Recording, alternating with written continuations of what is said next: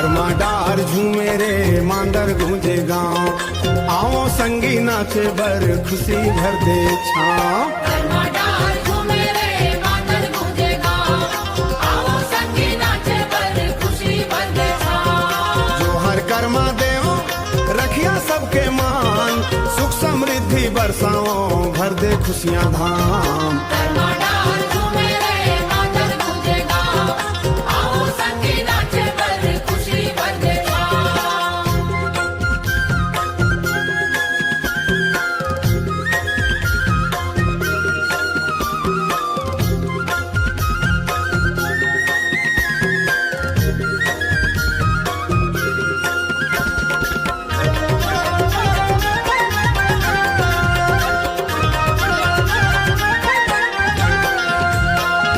हरियर डार सजा गे फूल पाना संग, गांव के गली गली में गूंजे कर्मा रंग। बहनी झूमे हंस हंस भैया देवे ताल, धरती महके आज रे गूंजे मंगल गान।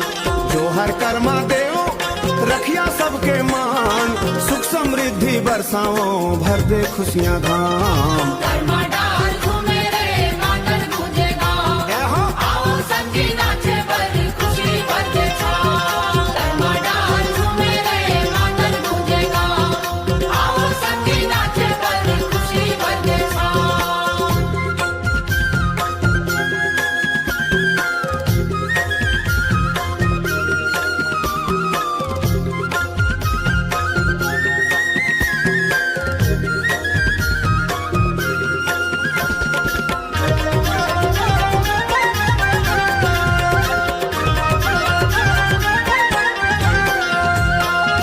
धान के बाली लहरे खुशबू भर गे खेत, माया ममता संग रहे बने रहे सब भेद।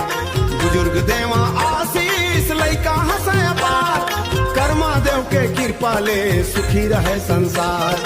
जो हर कर्मा देव रखिया सबके मान, सुख समृद्धि बरसाओ भर दे खुशियाँ धाम। कर्मा डार